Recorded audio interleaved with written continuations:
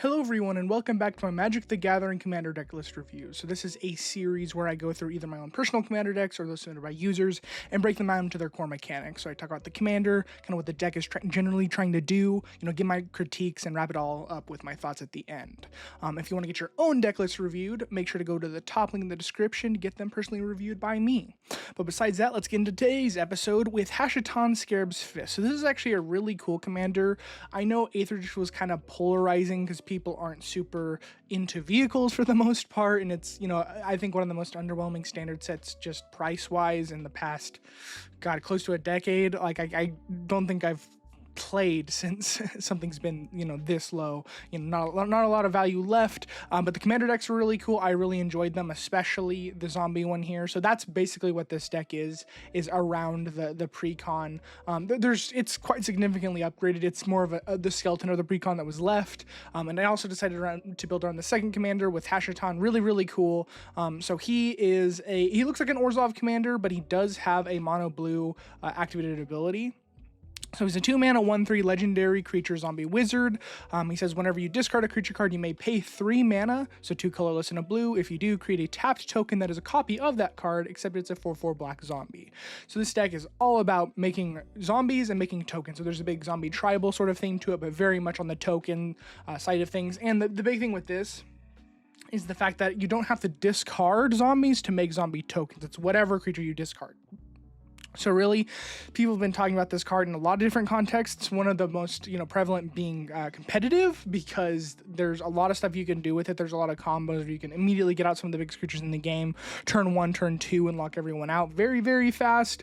So there's that side of it, and of course it's an esper color, so very much oriented towards sort of CDH shells. But this is just a core, or not a core, a tier 3 bracket 3 deck. I don't remember all the names. I think it's core, but it's a bracket 3 deck. I don't think there's any game changers, and there's only like 1 tutor in the whole deck, but I think we've got some pretty great creatures in this deck, and I've played this quite a bit to the point where I'm like, I've seen a lot of what its power is, and being able to reuse creatures over and over again.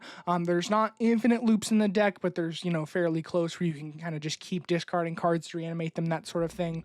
Nothing too crazy. We do have a lot of big splashy stuff, but it's kind of just pre-con with a twist, and that's kind of why it's sitting at 3. But yeah, so like I said, the biggest thing with this deck is the fact that we've got a ton of zombies. So 17 zombies in the main deck, so 18 overall. There's some notable mentions, like Grave Titan isn't technically a zombie. I always thought it was a zombie because it makes zombie tokens, and everything really in the deck can be a zombie if you think about it hard enough, with the fact that we're making tokens of them. Yeah, but quite a bit of zombies, quite a bit of stuff that deals with zombie cards as well, which is kind of fun. So that's kind of the main part of the deck. Like I said, you can very much take this in a different direction. Instead of zombie tribal being closer to just straight up, oh, I'm gonna big creatures and value, and you could go more towards sort of a combo shell if you wanted to, but this is just kind of generally good stuff with the token. So of course we got a few board wipes in here. Dam's a really cool one because it can either be targeted removal or it can be a board wipe. I like the board wipe the most, of course, because it destroys all the creatures. Massacre Worm isn't technically in a board wipe in the way that it destroys creatures, but most of the time when it enters, it gives everything -2/-2, and that, in a lot of the games I've played, is enough of a board wipe. It's at least half a board wipe, if not more, because people have got 1/1s or 2/2s, a lot of token type stuff.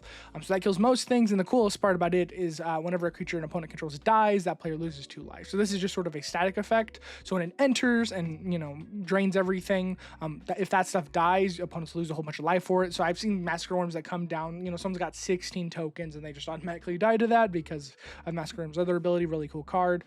Supreme Verdict is another one in here. It's just a board wipe that's kind of weird on its colors. It's 2 white pips and a blue pip, so a little bit harder to cast for some stuff, but it can't be countered, which is nice. So if we really need to get this out of the way, we can do that with the board wipe, but not a whole lot of board wipe stuff in here. We do have quite a bit of reanimation, so it's not the biggest thing if we have to board wipe our own stuff, but we're definitely a token strategy still, so if we can kind of steer away from that, that's definitely what we're trying to do.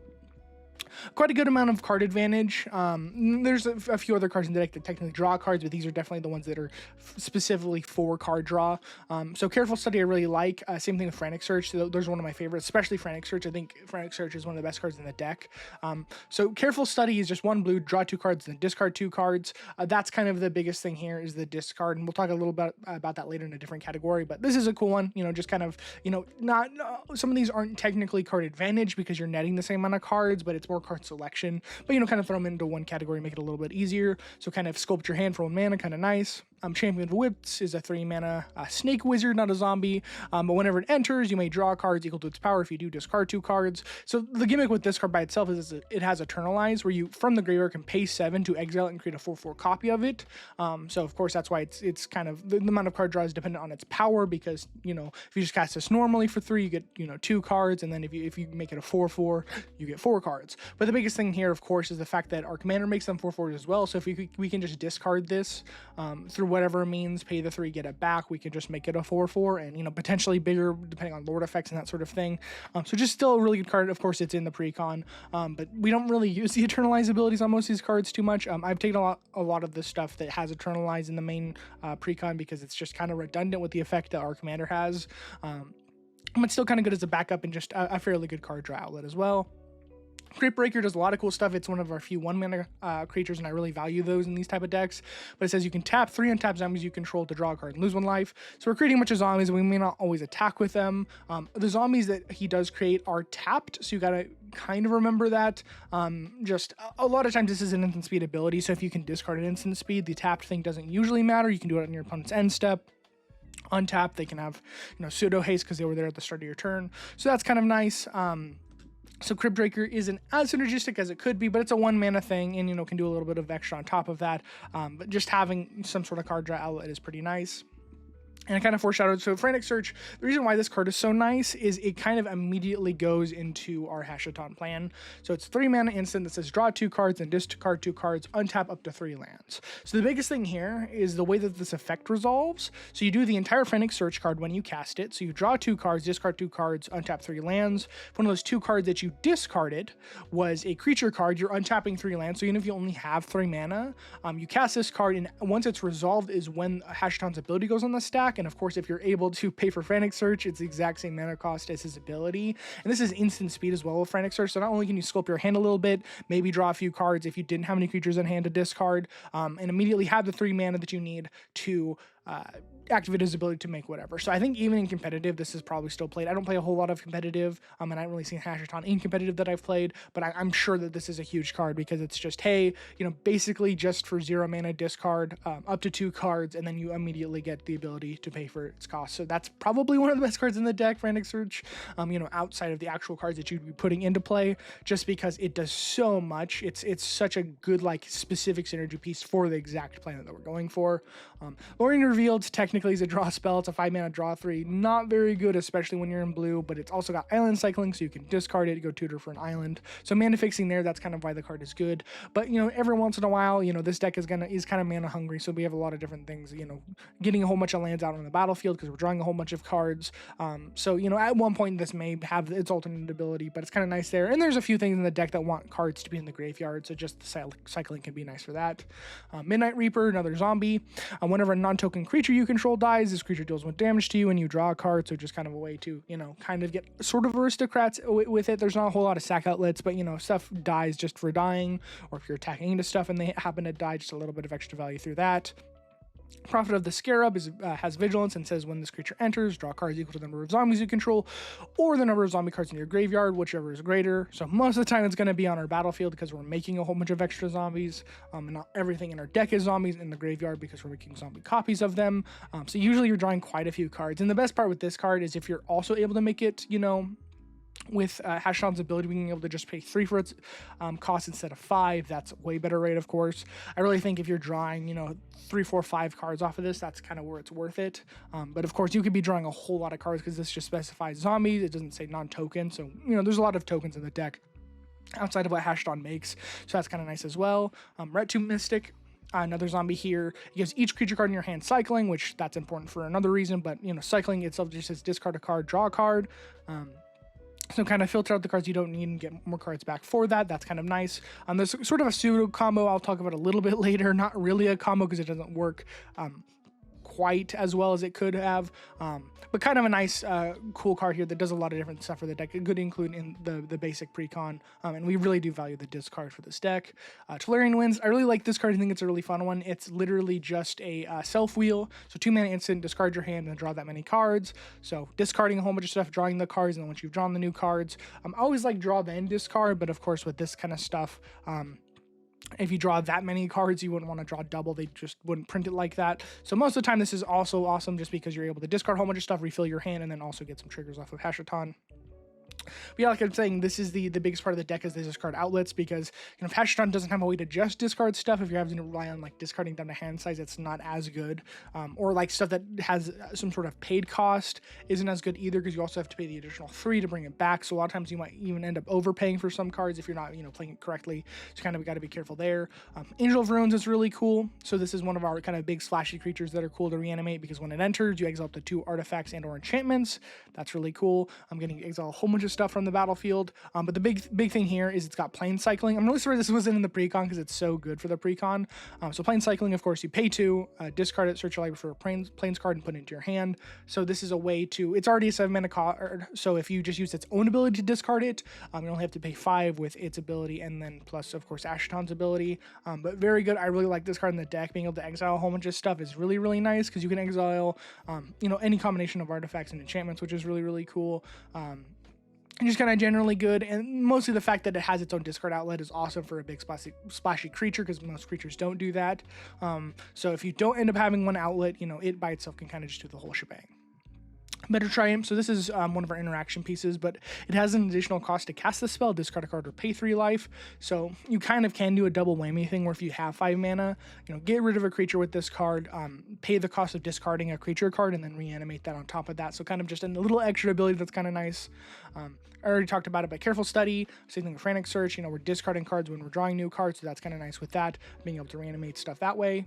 Collector's Vault, a 2-mana artifact that is pay 2, tap it, draw a card, discard a card, create a treasure token. So again, we're kind of getting a little bit of extra card draw, but this is mostly just for the discard effect. It's not super good card draw because it's, not a great effect draw and then discard. Looting I'm not a huge fan of, just because you're not really netting any cards through that either. I like Careful Study. Careful Study, it's 1 mana to do it, which is really nice. This is 4 mana if you cast and try to use it. Frantic Search gives you your mana back, which is kind of nice through that.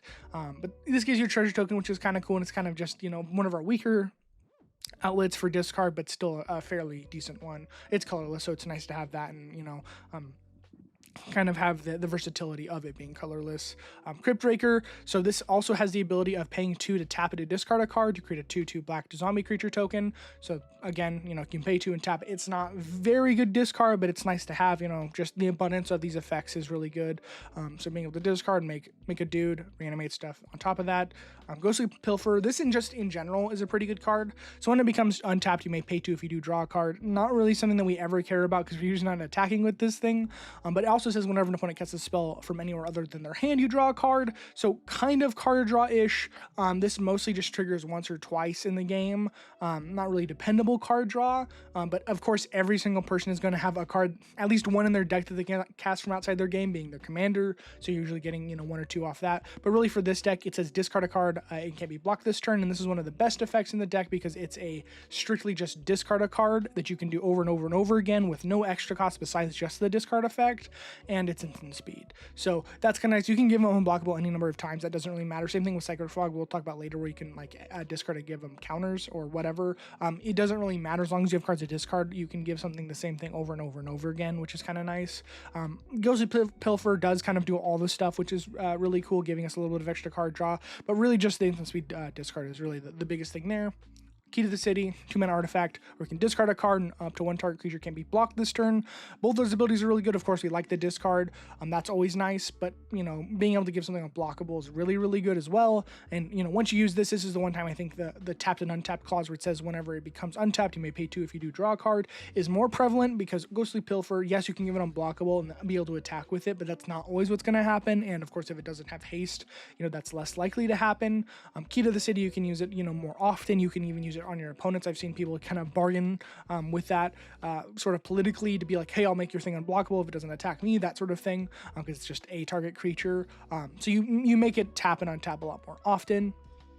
These two in the middle I'll talk about at the end because they aren't technical discard outlets, but they do deal with discard. So Psychic Frog, just an insanely good card. I think I don't know if it got banned in Legacy, but I know it was huge in Legacy just because of how good it is. It's a very, very well statted creature. So 2 mana, 1/2. Whenever it deals common damage to a player or planeswalker, you draw a card. I honestly forget that dex is on there at the time because it does so much other stuff. But you can discard a card to put a counter on it, and that's the big thing here is the free discard outlet. And for a discard outlet, the effect you get is pretty good, honestly. Being able to pump this creature permanently with the +1/+1 counters.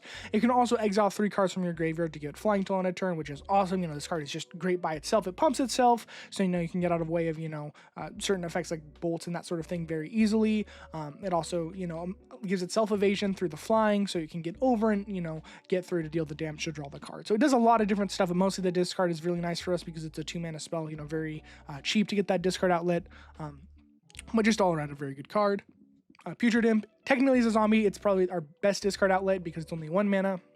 It says discard a card, it gains flank till end of turn. It does have a threshold ability where as long as you have 7 or more cards in your graveyard, it gets +1/+1 and can't block. That doesn't really matter. It's literally just, hey, we can pay 1 mana to get him down and discard cards freely to be able to activate our commander. So again, the best card I think for discard in the deck. Besides Scourge Familiar, I will say I love Scourge Familiar in this deck.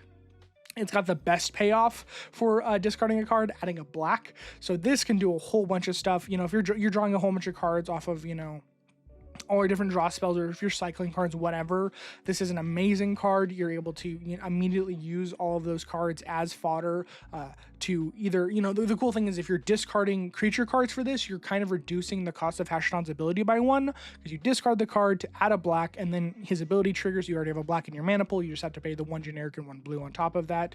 So very much the best card in the deck, just in terms of discard. It's very, very good. Gives us the most, bang for our buck. It can, not always be the best thing to have because it's of course 5 mana. So if you really need to get on your feet, some of the other things can be nice because they're lower costed, but just, in terms of our top end, this is very much up there. Kind of already talked about Red Tomb Mystic. So it, you're able to cycle creature cards in your hand for 2 mana.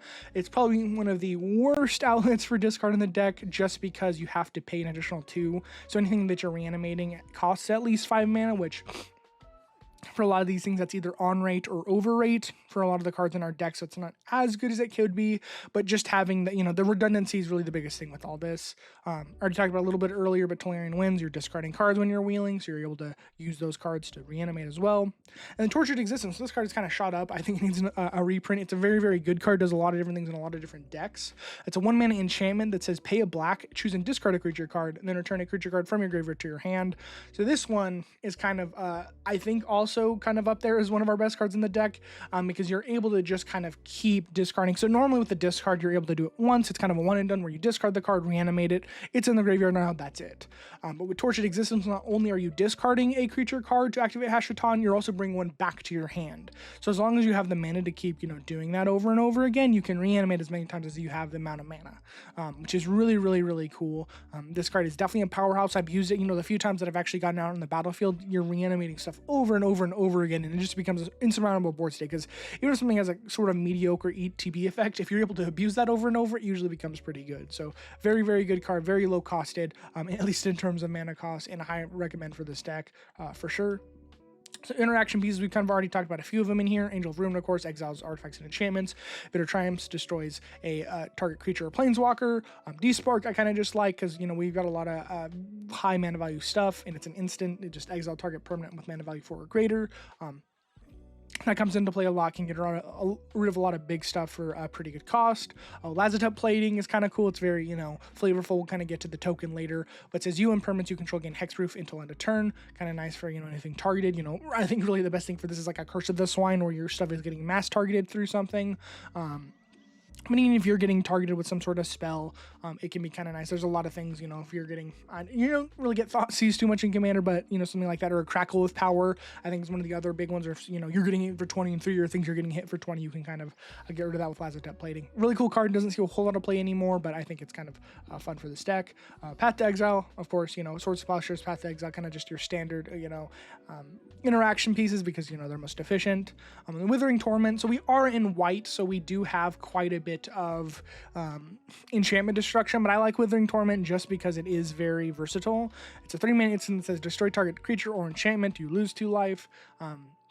Just very good for black. If you're playing mono black, this has been a huge card for you recently because there's only 2 or 3 cards in the entirety of the black color that can destroy enchantments. I think Feed the Swarm is pretty much the only other one anyone ever ran in black, so we have the second one is really nice. This one's even better because it's instant speed, and you don't lose a whole bunch of extra life, so that's really cool. Not a whole lot of straight interaction pieces in the deck, but I've said this before in previous videos. I don't have a super heavy interaction meta for my own pods. So if you really want to upgrade this side of the deck, you definitely can. You can throw more into here. There's a whole lot of, you know, go for the throat sort of things, you know, just destroy spells or exile spells or more enchantment removal. You could totally add in here if, you know, that's something that is more your speed. In terms of ramp, we have a lot of artifact ramp in the deck. I almost forgot. So these 2 cards, so with the discard, the biggest thing here, so excited to get on the other stuff. We have these 2 specific cards that care about discarding cards, and they don't specifically allow us to discard cards. So Library of Lang is a really cool one. So for one, it gives you no max hand size, which is really cool because we're going to be drawing a whole lot of cards in the deck, and if we can not discard, sometimes discarding to hand size if we have no other outlet can be, you know, strategical because we're able to discard, reanimate off of Hashaton's ability because it still is a discard. But Library of Lang also says that you can, instead of discarding to your graveyard, discard to the top of your library. And so there are combos you can do with this, which is kind of nice. Specifically for this deck is Ret2 Mystic. So you can cycle cards where you discard and draw. If you have Library of Lang out, you can discard it to the top of your library and then draw it right back. So you're basically getting the ability to just reanimate that creature for free, which is kind of nice.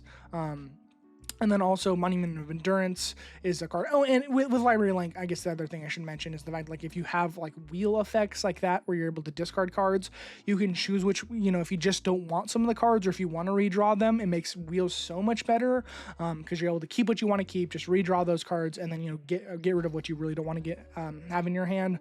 So there's kind of that dual effect, which is nice for that kind of just the card selection. And Monument of Endurance is another one from the main set of Aetherdrift. It's really awesome for this deck. Kind of feels like it was made for this deck. Whenever you discard a card, choose one that hasn't been chosen this turn. You can either draw a card, create a treasure token, or each opponent loses 3 life.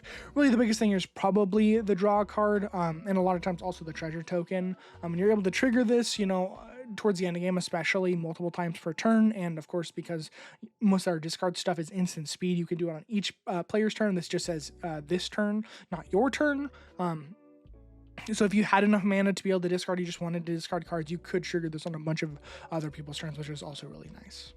All right, back to our ramp. So kind of just all of the talismans in here that are in our colors, just because they're kind of generically good. And of course, Arcane Signet Soul Ring, kind of a boring category for Esper because you only have so much to choose from. Our Dark Ritual, of course, because it's just an amazing card. Bantu's Monument. So there's a lot of different things you could add. You could add the other 2 monuments if you really wanted to, but we're so heavily focused into black. Bantu's is really the one that matters the most out of any of the colors that we get the most use out of. Maybe blue a little bit, but mostly black. Just make sure black creatures cost 1 less, so kind of a ramp in that way.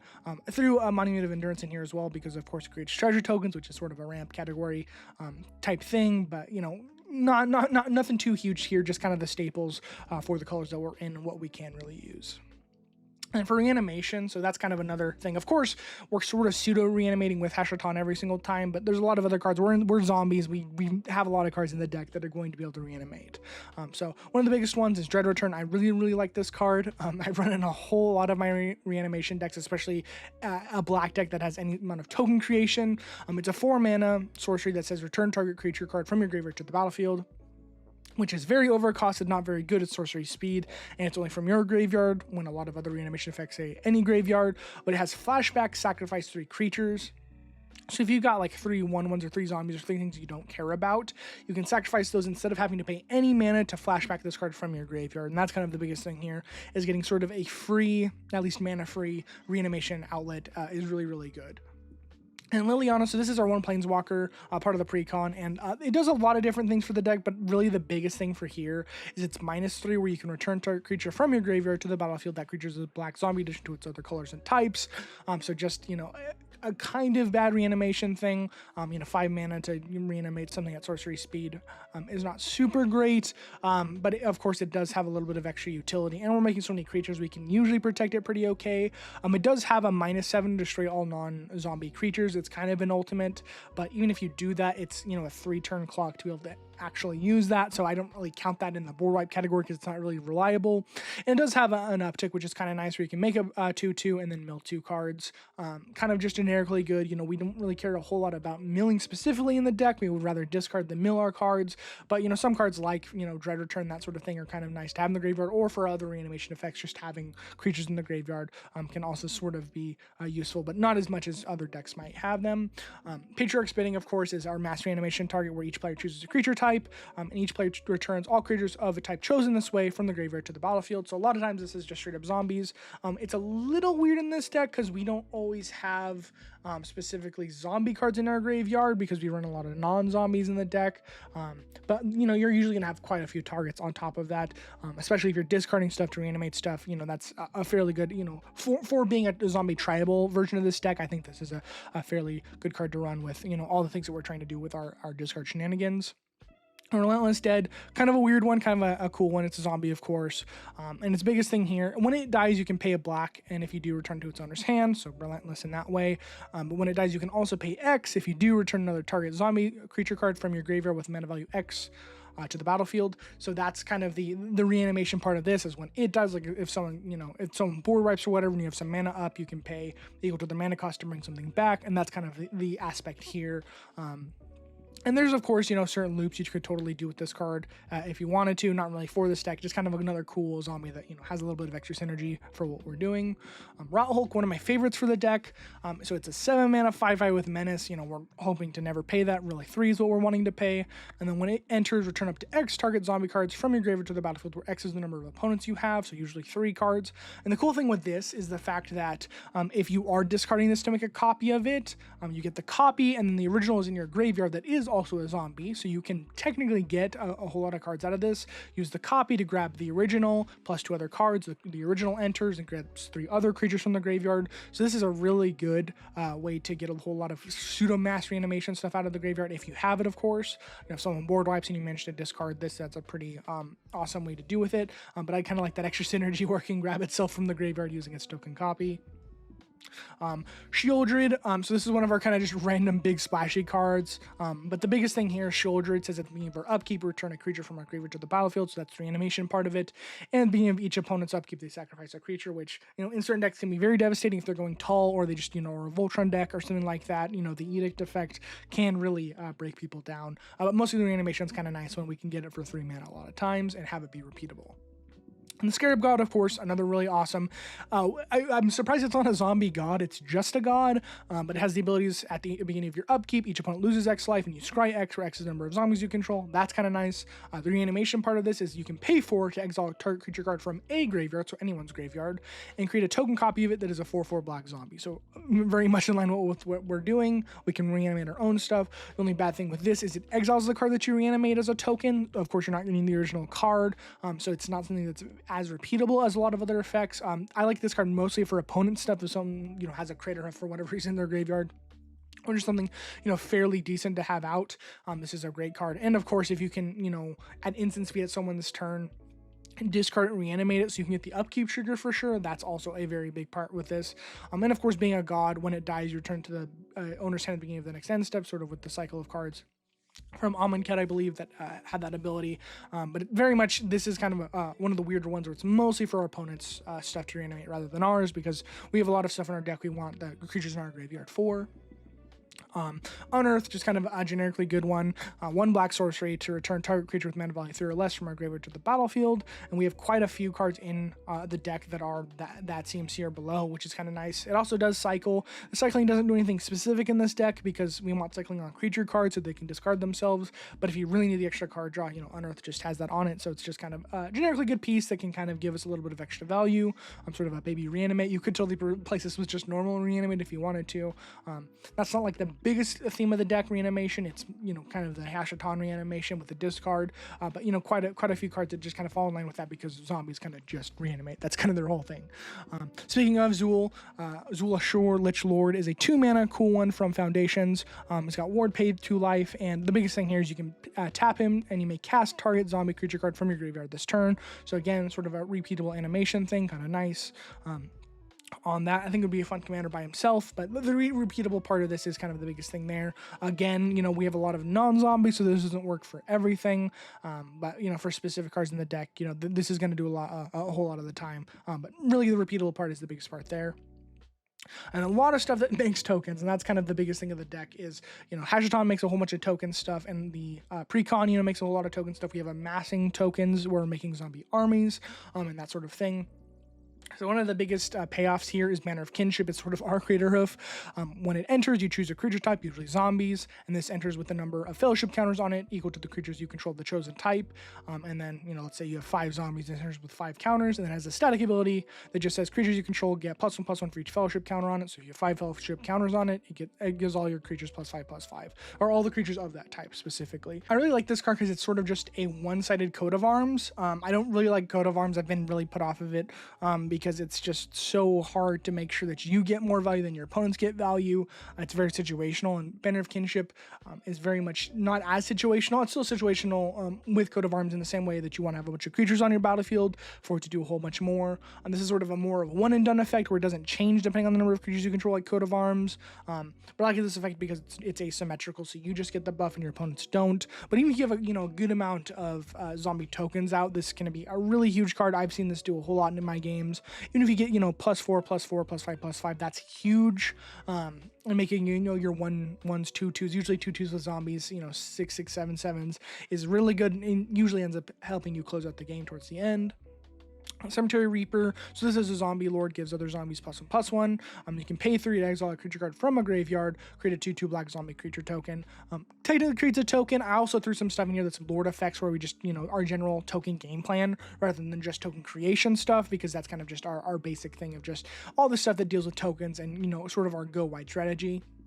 And the cool thing with this one specifically, it says exile a creature card from a graveyard, so you don't have to sacrifice your own stuff for, your reanimation targets. You can get rid of whatever you want. Maybe if someone else is playing some sort of reanimation, that might end up happening. It's pretty overcosted. It's not something huge for the deck, just in terms of that ability for token creation is kind of bad. But the Lord effect is kind of nice, and of course it's a zombie itself. Crypt Breaker, when you discard a card to its ability, you create a 2/2 black zombie, kind of nice. Of course, does a whole bunch of other stuff for our zombie stuff. Works really with the tokens by being able to tap them to draw cards. Dreadhorde Invasion is really cool. So at the beginning of your upkeep, you lose life and amass zombies 1.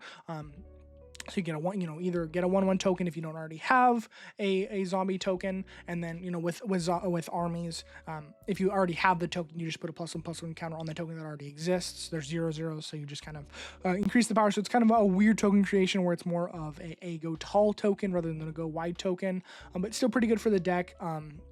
And really the biggest thing here is its second ability, at least for what we're trying to do. So whenever a zombie token you control with power 6 or greater attacks, it gains lifelink till end of turn. So there's a lot of effects in the deck that may make us lose life because we're in black, or, throughout the game you just kind of end up losing a lot of life through a lot of different means, usually attacking, that sort of thing. So I actually had that second ability save me a whole lot of times, because of course the creature that you attack with has to have power 6 or greater to get the lifelink, meaning that you're gaining usually at least 6 life from that creature, and if you can get multiple creatures, that's also nice. Really the big thing here, I think it's kind of the dual effect of Dreadhorde Invasion is of each upkeep you keep amassing, so you get a fairly big zombie, and then once it hits 6, after 6 turns, which is pretty slow, it gives itself lifelink. But really for this deck, whenever we discard with Hashaton, the tokens that we're making are 4/4s, so you only have to pump their power by 2, and then you're able to attack and give them lifelink. So through some sort of lord effect like Banner of Kinship, those two cards really work really well together to get that lifelink effect. Endless Rings of the Dead is also a really awesome card if you can get it out really early. It's an enchantment that says at the beginning of your upkeep, you create X/2/2 black zombie creature tokens, where X is the half the number of zombies you control rounded down. So this really gets out of hand. Once you get to I don't know, 8 zombies on the battlefield, where you're creating 4 zombies every upkeep, or every one of your upkeeps specifically, it's extremely, extremely good. I really, really like this card. It just kind of goes out of, goes crazy very, very fast, especially since we can make zombie tokens at instant speed. Do a whole bunch of that at our upkeep, make a whole bunch of zombies, and you can kind of just go buck wild with that. Of course, you're going to get the upkeep, so this is going to give you a whole bunch of summoning 6 zombies, but just having the board stay a lot of times with a lot of our cards is all we really need. Eternal Skylord, it's a 5-mana zombie wizard. When it enters, you amass zombies 2, and then zombies you control have flying, or zombie tokens specifically give flying. So that's kind of the big thing here. Really nice. Not only is it going to give us a token, usually with the amass effect, and we're usually getting a discount because of our commander's ability, but the flying is kind of the biggest thing here. Getting the evasion is really good, especially flying. Flying's one of the best evasions, just kind of basically in the game. So a pretty good card for our token strategy.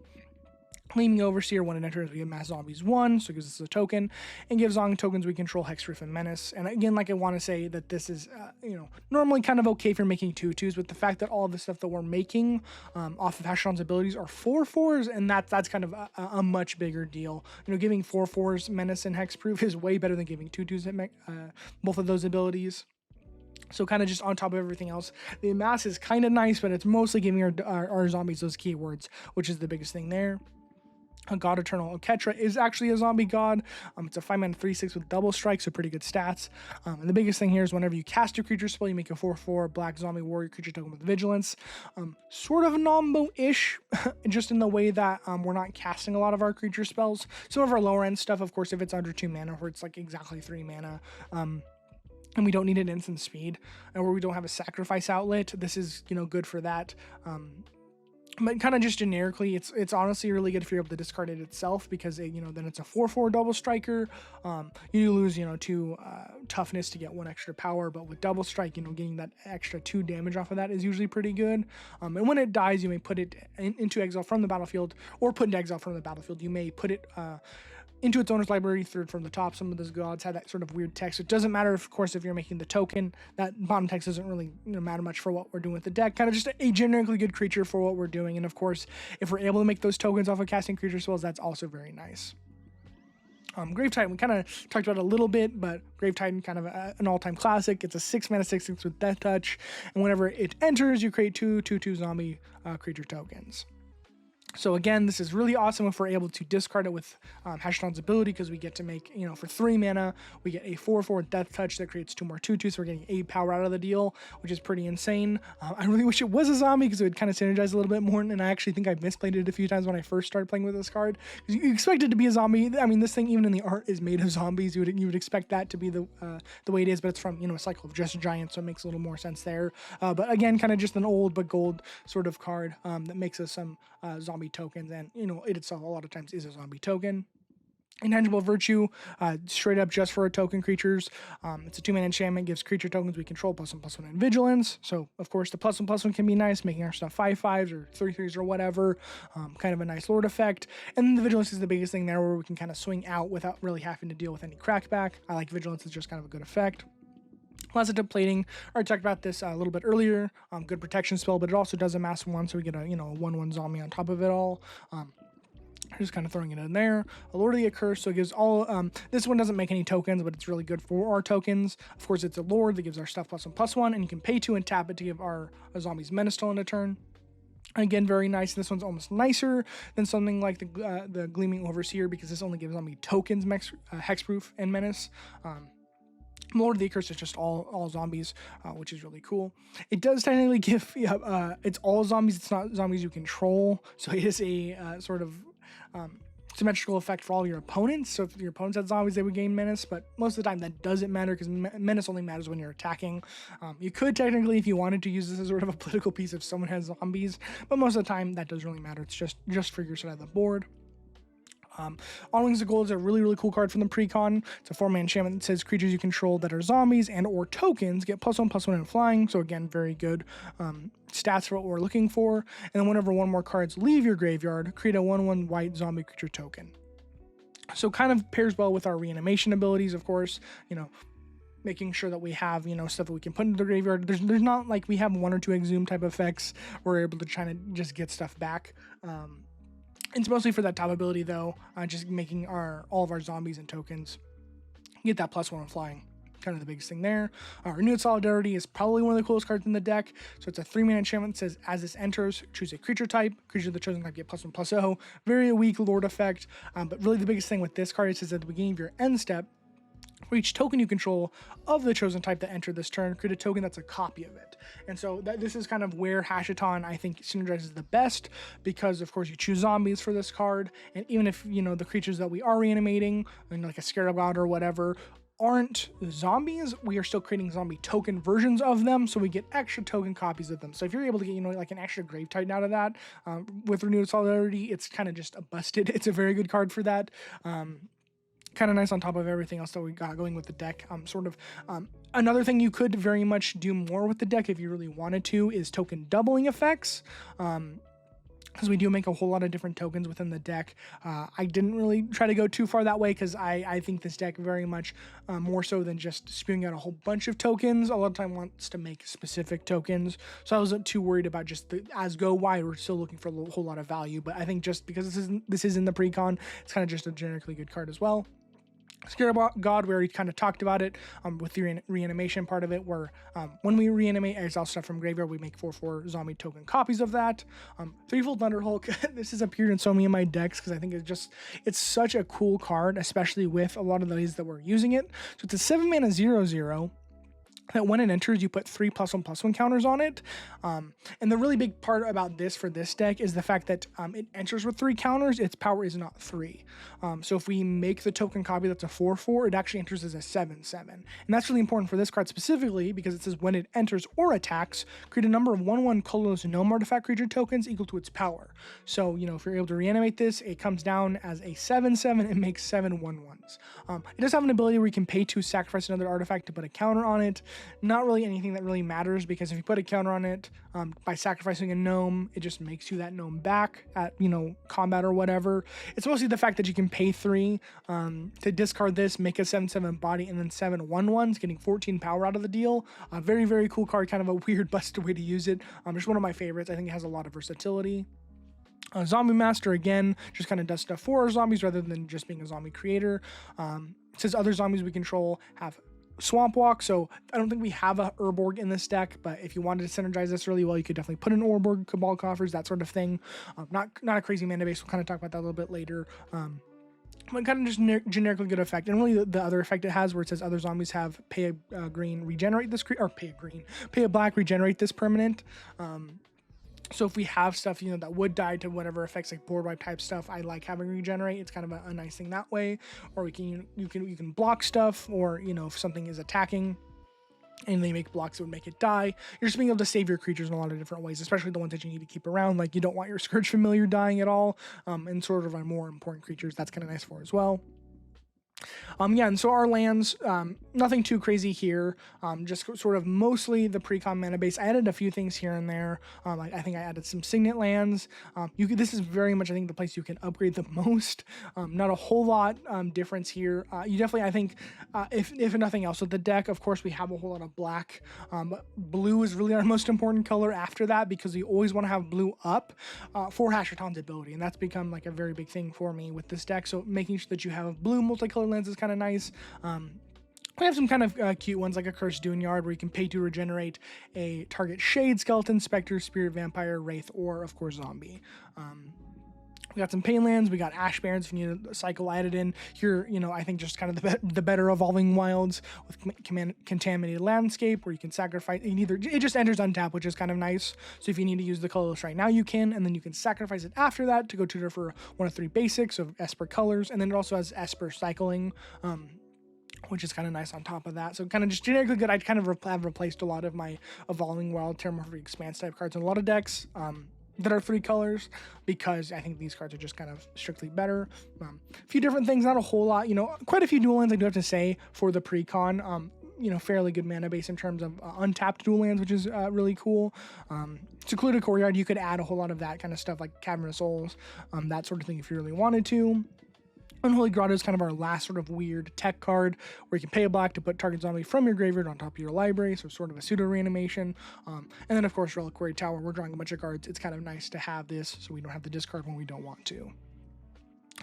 And then sort of value down here is our last category. We kind of talked about most of the zombies anyway throughout all of our other different categories. Value, these are mostly just kind of her big slashy stuff for the most part, or so kind of weird zombies that kind of just are in the deck because they're zombies. So Archon of Cruelty, of course, is a very, very good creature. Whenever it enters the battlefield or attacks, target opponent sacrifices a creature or planeswalker, discards a card, and loses 3 life. And then you draw a card and gain 3 life. So it's nice to have the card draw and, you know, the life gain if you really need it. But the fact that it does so much to our opponents is kind of the biggest thing here. Of course, being able to do the instant speed with Hashaton's ability, it's still a 4/4 with flying when it comes down, and having the ETB trigger on as well as the attack trigger to be able to repeat this is kind of really big for that. Kieran Feeder, it's a 1 mana black zombie, kind of hard to pass up. And of course, the biggest thing with it is the fact that it is a sack outlet where you can sack a creature to put +1/+1 counters on it. So if you need to get stuff into your graveyard, let's say you have a Patriarch's Bidding and you're like, I want to get more bang for my buck out of this, I already have a good amount of zombies that would reanimate anyway. Or even if you just want extra ETB triggers, you could sacrifice all of them to Kieran Feeder and then at the end sacrifice it to itself. Just to get your stuff in your graveyard, kind of just, again, generically good. Same thing with Gravecrawler. It's in the precon. It's 1 mana zombie, you know, can do a whole lot of broken stuff within the deck if you wanted to. It's a very well-known combo piece, especially for zombie-specific decks, because you may cast the card from your graveyard as long as you control a zombie. So there's a lot of different things you could do with it. If you ran a Phyrexian Altar, that by itself would just technically go infinite. And if you had some sort of Aristocrat-style effect where when your stuff dies, you can kind of just recast it over and over again, or you get some sort of effect off of that, you totally could. But for this deck, it's just kind of, hey, nice to have an extra zombie on the battlefield, especially when we're able to pump it with a whole lot of our other effects. Hoarding Broodlord is another just good giant creature to have. It's our 1 tutor effect in the deck. It says when it enters, search your library for a card, exile it face down, then shuffle, and then you play that card for as long as it remains exiled. So you could grab a land if you really wanted to. If you needed your Orborg or Cabal Coffers or whatever, you could grab that with this. It's mostly like if you pay 3 mana to tutor a card. And the biggest thing here is it spells you cast from exile have Convoke. And spells doesn't really need to be plural most of the time because there's only really one way within the deck that you're exiling a spell that you're able to cast from there, which is through this ability. But the cool part with that is we're running so many different creatures. Giving whatever spell you exile with Convoke is very, very cool if you have something big you want to cast, or if you want to just put a bunch of mana into something. And if you had an X spell or whatever, you totally could with Hoarding Broodlord, and that's kind of why I like it in the deck. Is it's very flexible. Just kind of go grab what you need, and if you're able to do the thing where you're able to kind of just cast it or reanimate it over and over and over again, you're able to get, you know, kind of whatever you want from the deck and kind of build yourself almost a second hand worth of extra cards. But just the 1 tutor by itself is kind of nice. Citrus Splitter, of course, it's another 1 mana, a zombie, mills cards whenever it enters or dies. So put stuff in the graveyard. Again, like I said earlier with Liliana, we don't really care about mill too much. It's just not a huge effect for the deck. Doesn't really do much for us for the most part. But, you know, getting stuff in the graveyard that we can reanimate or to, you know, exile to effects or whatever, it can be kind of nice. And again, a 1 mana zombie, kind of hard to pass up, but it does give us sort of pseudo card advantage. And the last one here, the biggest, baddest of the deck, has won me a lot of games coming out, is Valavoth, Terror Eater. So it's a 9 mana 9/9 with flying lifelink and ward sacrifice 3 non-land permanents, which most people are not willing to pay or just can't pay. It says if a card you didn't control would be put into an opponent's graveyard from anywhere, you exile it instead. And then during your turn, you may play cards exiled Valavoth. If you cast a spell this way, you pay life equal to its mana cost rather than paying its mana cost. So This is sort of just an like Bolas' Citadel type thing, but extremely good. So if cards go into your opponent's graveyard from wherever, it doesn't matter. If they die, if they get milled, if they discard it, whatever, those cards get put into exile. And it's instead as well. That's another thing here, is it's exile it instead. So it doesn't touch the graveyard whenever. So if you had any effects that, that wouldn't matter off of that, where you could reanimate, or if they could if they had a shuffle titan type of effect or would reshuffle their graveyard, you can get around a lot of effects with that instead clause, which is kind of nice. But this is, of course, extremely good. And this is more towards the CDH power level type of thing, where you're able to pay 3 to reanimate this as a 4/4 flying lifelinker with the ward. And it also has the ability where if people cast stuff, you just get that back and you can cast it for life rather than mana cost. This is very much the biggest life dump in the deck, and very easy to just pour a whole bunch of stuff in the graveyard or into your mana pool just to have giant cards, if they have something really good like an extra turn spell, or even just to keep up. I've had a lot of times where someone has like a counter spell that gets put under here, and then it's just like, okay, I have a free counter spell for whenever I need it. I'm being able to pay life for it, so that's kind of nice there. But really the craziest thing with this card is if someone ever ends up casting, for whatever reason, a discard spell, like if someone casts a Wheel of Fortune, it kind of just screws everyone. And I've actually had that one time happen in a game where someone cast a wheel into my Valavoth. All the cards that your opponents discard go under it, and then of course you now have the wheel that they just cast under it as well, so you can cast that again to get even more cards. Wheels are insane with Valavoth, so kind of just all around a very good card. Very dependent on whatever game that you're playing, of course your opponent's cards, whatever they're doing with it, but most of the time just being able to pay life instead of the mana cost for cards makes them so much better in almost every single way. Yeah, kind of just generically good, nice to have.